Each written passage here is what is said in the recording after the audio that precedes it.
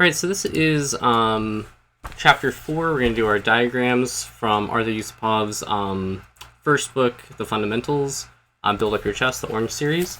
As always, please support the author. Get your own copy as well. We have links in the description. But starting chapter 4, we're going to cover oppositions. So this should be a pretty easy chapter. What I'll just say here is if you have a position like this, whoever has the move is worse off. So black can draw if it is white's move. White can win if it's black's move. And all that boils down to is whether or not white can make forward progress. Not that way, but here. And so like, let's say it's black's move. White's going to make forward progress. And no matter what black does, white's going to continue making forward progress. And once white gets to one of these squares, he can just shelter the pawn all the way up. And get a queen and win the game, right? Now, if it is white to move here, white can't make forward progress. Black's just going to stay in front of the king, right? So, we could go back, but we're just going to repeat. So eventually he's going to have to, move this pawn. Sorry about the clicks there. I have to have it in board editor for this so that I can show both sides moving. And sometimes it causes the pieces delete when I click squares. All right, so the pawn is going to have to be the white's going to have to leave with the pawn. And when he leads with the pawn, what's going to happen is that eventually, one note here I should say, king goes straight back. Don't go here, otherwise white will not have the opposition where black has to move. And he'll have to move out of the way, and white's going to win the game. He's going to promote the pawn. Right. So don't do that if you're the defending side. Go straight back, so that when the aggressive side moves forward, you can stay in front of the king. Have that opposition where they have to move the pawn. And now this is stalemate, so that's a draw. Okay, so I know I kind of made that super short and sweet, but I think it's a very basic idea, and you can kind of do it yourself against the computer a few times or on a board, work through the different variations. But long story short, as long as the defending side can stop the king of the aggressive side from getting to one of these squares on the 6th rank, so 3rd rank for you, 6th rank for them, then without having to use the pawn to get through. So again, if it's black's move here, white doesn't have to use the pawn to get through. He can just step through with his king, right? If he has to use the pawn to get through, he's going to have to lead with the pawn, and we're going to get that position where we have something like this, which is a stalemate. So the defending side needs to box out the king from those 3 critical squares. The offensive side needs to try and get to one of those critical squares. So that's example number 1. Example number 2, we'll cover this position.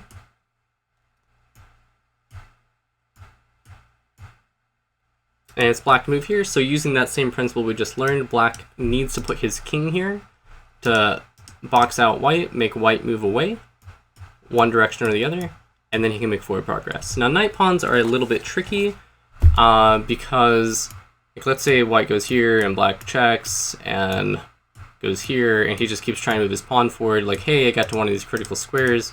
Oops, that's stalemate, right? This is actually not a critical square for knight pawns. That's the reason, because this king can park itself on the this corner rook pawn square, and then he's just going to get stalemate tricks. But instead, what you can do is so let's move this pawn back somewhere. Anytime this king moves back, whether you force him back or moves back himself, you're going to reroute your king this way. Now, this particular position is actually a bad example because I put the king back too far. You don't want to do it on the 5th rank. What you want to do is, okay, he moves back this way. Let's say he goes here. sorry about this. Let's say he goes here. Let's say white goes here. Go ahead and move your pawn forward once, right? King now has to go back again to one of these squares. And now, once you're on the 6th rank, remember on the 6th rank, it doesn't matter that those are already the critical squares you need to get to be able to get far enough into the position. You can move your king over this way. Alright, so this is a little bit tricky, that's why I'm going over it. This is a knight pawn situation only. Because in the knight pawn, you want to eventually get your king here, not here. So that this king is over on this side of the pawn, and there's no stalemate tricks. It doesn't matter that white gets the opposition now, because our king is already on the 6th rank. So we can move over here. He can even follow, doesn't matter, because we're going to be able to go here and it's not stalemate. and now we can step up, get to this critical square, and promote. So just remember with the rook pawn, you want to get your king here, not here, so that the defending king can't stay in the corner and have stalemate tricks. As long as you remember that, and remember to reroute your king on the 6th rank, don't reroute him on the 5th rank, because if you try and reroute him on the 5th rank, what's going to happen is the opposition still matters, because you're no longer on the 6th rank, and now they're going to be able to stay in front of your king. And notice you're not actually even forcing them out of the corner, but even worse, this is just that same kind of stalemate trick, right? So reroute your king on the 6th rank, not on the 5th rank, and then get down to the square here, and you'll be golden. Okay, so moving on to diagram 3. It's a concept on reserve tempi, or a reserve tempo. So a tempo is a move, or tempi plural for 2 or more moves. Notice here, if this pawn was here and it was white to move, white would have to give way, and we'd have that same kind of situation where the defending king stays in front, maintains opposition. White will have to lead with the pawn instead of the king, and we're going to get a draw. But with the pawn back, or we could even move the kings up here, right? Pawn back. Then you have a reserved tempo, or in this case 2, right? And with that reserved tempo, you can move your pawn instead, making it now kind of the same position, except that black has to move. And once black moves one way or the other, you're going to be able to get forward progress with your king. And just continue getting forward progress until you get to that 6th rank. Once you're on the 6th rank, you can start moving your pawn up, because it won't matter anymore. They can even quote-unquote get opposition, but it just doesn't really matter. Force the king away one way or the other, get to one of these 2 critical squares, and you're going to run that pawn up and promote it, right? So lead with your king, not your pawn, and having reserve tempi is really important. So in a king and pawn endgame, if the pawn can't just outrun the king, so for example, like let's say this pawn is here, this king is like here, like over here or something, right? This pawn can just outrun the king. You don't need your king to come over here and help it, so just run your pawn, right? But if you have a situation where the defending king can obviously catch the pawn, right, can get over here somewhere and catch the pawn, and you have to get your king to help, then if possible, you want to lead with your king, right? You want your king in front of the pawn. So a lot of amateurs, they'll just start moving their pawn first, and that's the terrible thing to do because you're gonna draw the game, right? You need to save as many moves with your pawn as possible, leave it as far back as possible, get your king in front of the pawn, and then you're gonna be able to win as long as you can get the opposition or you have a reserved tempo. So ideally, like, you wouldn't want your king here, you'd want it like here. Because if you get your king here, you win either way. Doesn't matter if it's your move or it's black's move. If it's black's move, they have to move out of the way. If it's white's move, if it's white's move, they can burn tempo with that pawn and then make it black's move. So always try and lead with your king, and if you can, get your king at least 2 squares in front of your pawn, so you have a reserved tempo, and you'll always win. Always. 100% of the time in a king and pawn endgame like this, if the king can get at least 2 squares in front of the pawn, the side with the pawn wins, because you're going to have a reserved tempo to use to get the opposition if you need it. Alright, let's move on to diagram 4. This deals with rook pawn cases. So rook pawn, real quick, I just want to mention, here, we'll put a rook pawn here. If the defending side can get their king in front of a rook pawn, it's always a draw. Just always a draw. Even if this pawn's like way back here, you can just shuffle here forever, because eventually, doesn't matter where, doesn't matter where this king goes, right? So like even if he gets it up to here somewhere, doesn't matter. He's never going to be able to force you away from these squares, and eventually this pawn gets all the way to here, and then black can't make any more progress, right? He either moves away and lets you take the pawn, or he moves in front of it and it's stalemate. So rook pawns, just if you're the defending side, just park your king in the corner, and you're good forever. You don't have to worry about opposition. You don't have to worry about anything. Just put your king in the corner and you draw. Now, what happens if the aggressive side gets their king in front of the pawn? Well, if the aggressive side gets their king in front of the pawn, what you want is something like this, where you block the king in. You've entombed their king, so you actually stalemate them, even though they have the extra pawn. And so, like, let's say you have a position like this, the pawn's not all the way up yet. It's the same thing. right? You can stay here. You just want to stay here covering these squares, because if the king goes here, you're just going to repeat. And if they don't want to repeat, they're either going to move this and entomb themselves, and that's a draw. Or eventually, them like, okay, I'm going to try this, and then what I just mentioned a moment ago, you're going to run to the corner. So once you run in the corner, they can't get you out of there, and it's a draw. So I know that was a lot in a short period of time, but rook pawns, you want either your king in the corner, or you want their king in the corner, unable to get out. If you have either one of those situations, it's going to be a draw. Alright, so let's move on to example 5.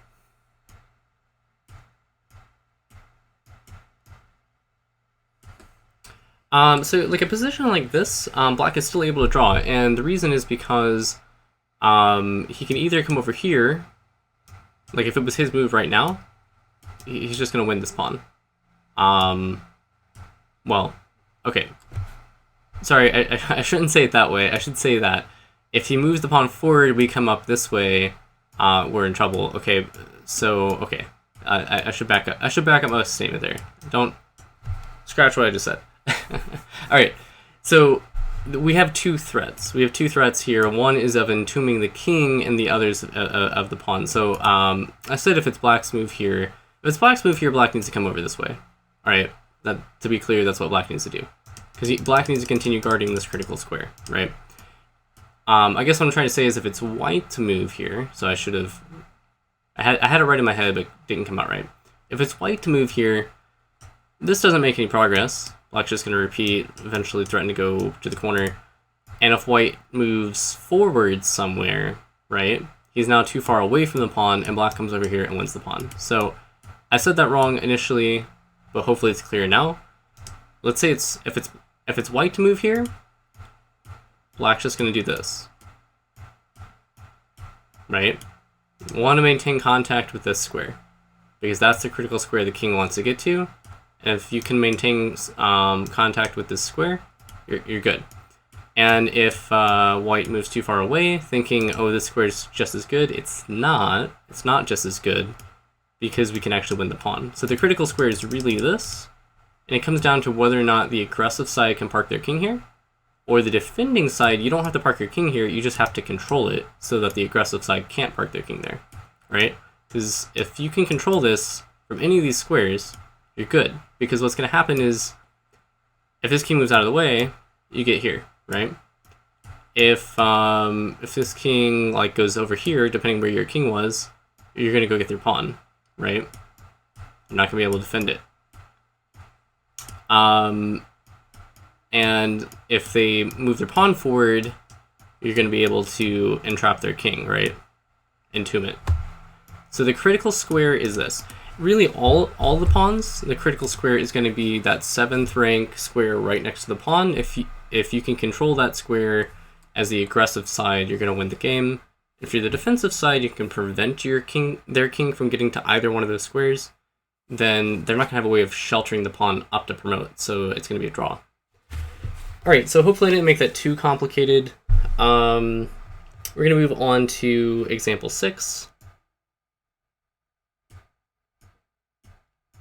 Example 6, here it comes down to whose side it is to move, whether white wins or black draws.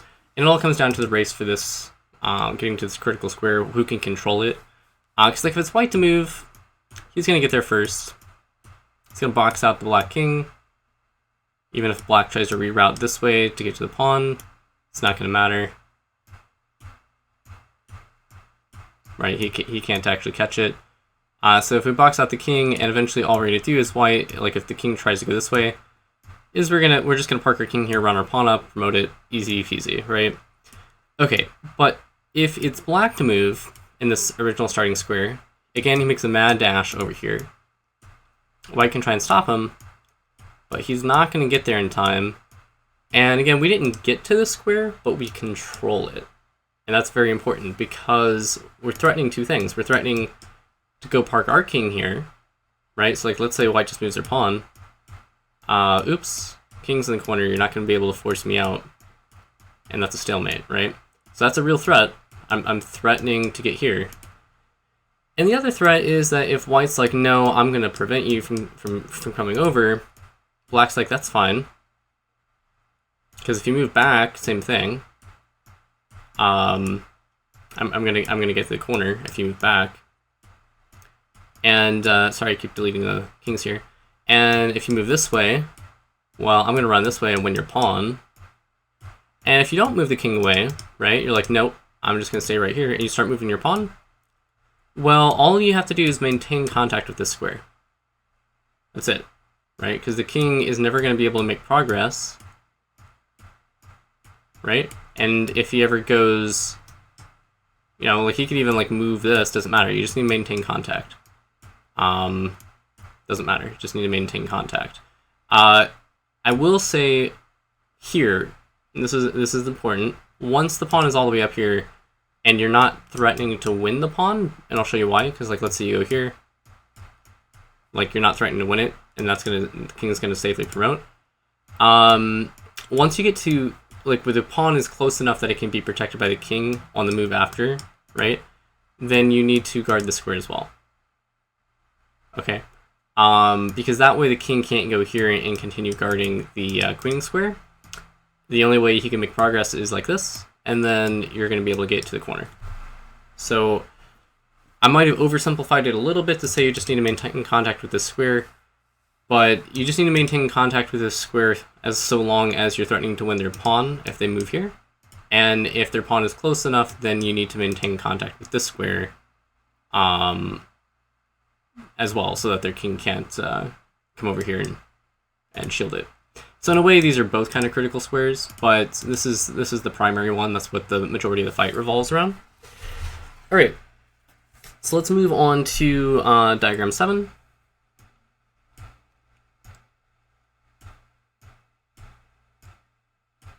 All right, white to move here wins. The reason being is white's going to be able to make forward progress, and black cannot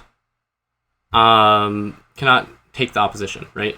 So the only way black could stop white from continuing to make progress in some way is to take the opposition this way, like opposite from the king, right? Like he would love to do this, except there's a pawn here, so he can't do that.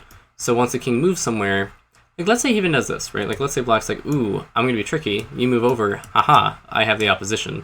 It doesn't matter because in this particular case, the king is on the 6th rank, and so white comes over here, he wins the pawn. It does not matter that black has the opposition because the king is already on the 6th rank, right? Once the king is on the 6th rank, then this isn't stalemate. Gotta move out of the way, and that's white wins, right? If it was on the 5th rank, that would work. That would actually work. So like if we had some kind of similar situation where, let's move these pawns back, where we have something like this, and it's white's move, this is actually a draw. It doesn't matter that this pawn is falling, because, gosh. Sorry. I have to use the board editor so I can show both sides moving, so it's just kind of a necessary evil. Okay, so if black has to allow white to take this, then that's fine, so long as when white takes, black can go here and have the opposition, because the king is not to the 6th rank yet. So king moves one way or the other, and then you go straight back, so that you can take the opposition again, and then that's a draw. So really the main difference, the reason why, okay, so let's see if I can break this down. White king's already in the 6th rank, we can control whether we move our pawn or our king. I think that's the easiest way to say this, depending on which we need. So when the king is already on the 6th rank, we have choice, king or pawn. If we move our pawn here, that would be catastrophic, because we just gave them a draw, in this case, right? Whereas here we can take the opposition again, and we win. When the king is further back, right? And let's say it's, yeah, let's say it's like this. We can't control, like, the only way to make forward progress is with the pawn.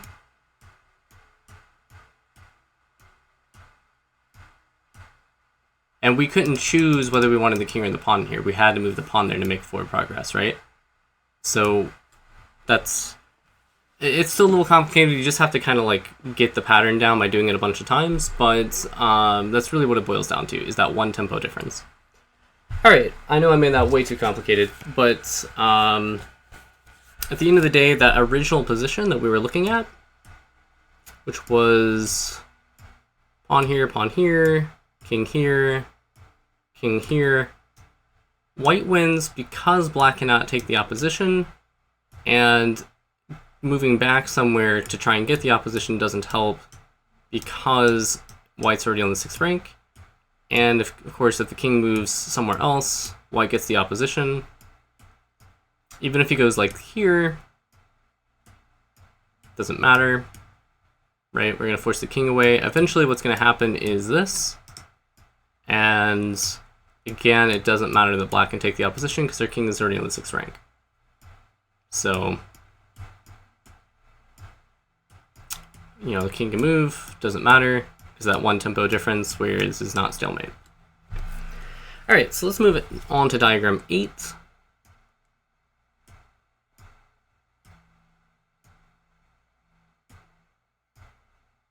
Diagram 8, here it's white to move.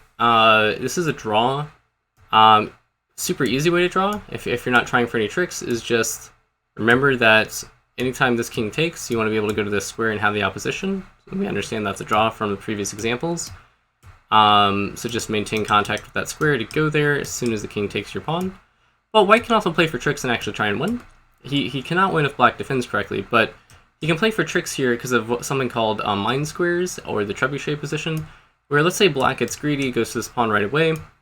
White can actually go here, defending his pawn, attacking black's pawn, and black can't go there to continue defending the pawn, has to move away, and white's going to win the game because he wins the pawn and he can run this pawn up the board, right? Of course, black didn't have to fall for that. Black does not have to go here. For example, he could do something like this, where white could actually fall for the trap himself, and we get the same thing, where black now wins the pawn, right? So that's another idea. Another thing black could do is like move back this way. You know, white could go here, doesn't matter. Even if white forces the king away from the pawn, it doesn't matter because of what we just talked about earlier, where the king can step in front and have opposition, where the aggressive side has not got to the 6th rank yet. If he was already on the 6th rank, he would be able to win, but he's not, so black is able to draw this. So black, both sides have a couple different ways to draw this. It just comes down to the fact that neither pawn is on the 6th rank, so either one could just give up the pawn and take the opposition to hold the draw. But you can also play for tricks. You can try and get your opponent to fall for this, where in this is called the trebuchet position, and these are the mine squares. Whoever steps on the mine first loses, because like if it's black's move here, because white just moved here second, he moves away, white wins the pawn. If it's white's move here, because black moved here first, or I'm sorry, white moved here first, black moved here second, and now white has to move away, then black wins the pawn and he wins. Alright, let's move on to diagram number 9. Diagram number 9 is very basic. We're just going to cover the guideline of the rule of the square. So rule of square basically just says take your pawn wherever it's at, draw it all the way to a promotion square diagonally, go straight down next to the pawn and over, and kind of make like a square. And if the king can step into that square, then he can catch the pawn and he can draw it. So we can look at this, right? Right, and we caught it, right? Easy enough. I say it's more of a guideline though because of what we'll see in the next diagram, where if something can obstruct it, then it's not like foolproof. It's more of just an easy way to not have to count it every time. Another thing is like if let's say like the pawn was on the second, obviously this king could help promote this pawn, but just for simplicity's sake, like let's say this was white to move here. It looks like black is already in the square, much less having to step into the square. But because the pawn can move forward too, oops, now the black king can't catch it, right? Because he's outside the square. So that's like one example of an exception, and white queens. Another example is like what we're going to look at here in last diagram, which is diagram 10, where if something gets in the way of the path of the defending king. So like let's say we have a couple pawns here. The white king can easily get in the square, so like even if this moved forward too, right? This would be the square, and the king can obviously step into that square, so he should be able to catch it. Well, white has a trick here. He can move this pawn forward, and black can't just ignore this, so his pawn's going to promote, right? So black has to take, and you'll notice this is now in the path the king needs to catch this pawn. So the pawn goes forward. This is the square, supposedly, but after the king moves here, you know, the square gets smaller every single move, and now the king doesn't have a way to stay in that square. He has to go one way or the other, and now there's no way to get into this square, so he's not going to be able to catch it. And white promotes and wins. So in this particular case, white sacrificed a pawn to make black put one of his pieces in the way of his path, and the square kind of didn't really apply because there was an obstacle. All right, so that's all of our diagrams. Hopefully that was clear as mud for everybody, and we'll move on to the exercises in the next video.